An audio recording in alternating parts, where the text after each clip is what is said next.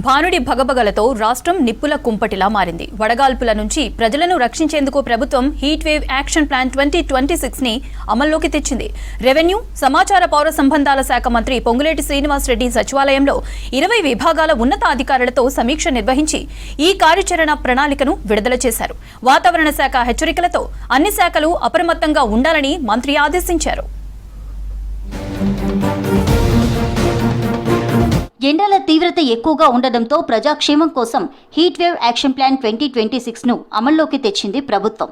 వచ్చే 45 రోజుల పాటు రాష్ట్రంలో ఎక్కడా తాగునీటి సమస్యలు రాకుండా చూడాలని అధికారులను ఆదేశించారు రెవెన్యూ మినిస్టర్ పొంగులేటి శ్రీనివాసరెడ్డి. నీటి సరఫరాలో మోటార్లు కాలిపోతే కేవలం 24 గంటల్లోనే రిపేర్లు పూర్తి చేయాలని సూచించారు. హైదరాబాద్లో డిమాండ్కు తగ్గట్టు రోజు 15,000 ట్యాంకర్లో నీటిని సరఫరా చేస్తున్నామని వివరించారు. వడదెబ్బ తగిలి ఎవరైనా ప్రాణాలు కోల్పోతే మానవతా దృక్పథంతో వ్యవహరించి తక్షణమే ఎక్స్గ్రేషియా అందేలా చూడాలని అధికారులను ఆదేశించారు మంత్రి.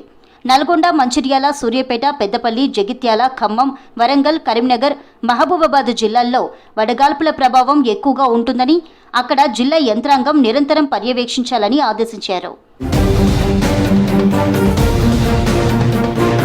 వేసవి సెలవుల్లో పిల్లలు చెరువులు, కుంటలకు వెళ్లి ప్రమాదాలకు గురి కాకుండా ఎన్డీఆర్ఎఫ్, పోలీస్, రెవెన్యూ విభాగాలు చర్యలు తీసుకోవాలన్నారు మంత్రి పొంగులేటి. ప్రజారోగ్య కేంద్రాల్లో ఓఆర్ఎస్ ప్యాకెట్లను భారీగా అందుబాటులో ఉంచాలని, ఎండదెబ్బ బాధితుల కోసం ఆసుపత్రుల్లో ప్రత్యేకంగా కూల్ వార్డులు ఏర్పాటు చేయాలని అధికారులను ఆదేశించారు మంత్రి. అలాగే నిర్మాణ రంగం, పరిశ్రమల్లో పనిచేసే కార్మికుల కోసం పనివేళల్లో మార్పులు చేయాలని, రొటేషన్ పద్ధతిలో వారికి విశ్రాంతి కల్పించాలని సూచించారు. బహిరంగ ప్రదేశాలు, బస్టాండ్లు, ప్రార్థనా స్థలాల దగ్గర షెల్టర్లు ఏర్పాటు చేయాలని మున్సిపల్ అధికారులకు సూచించారు మంత్రి.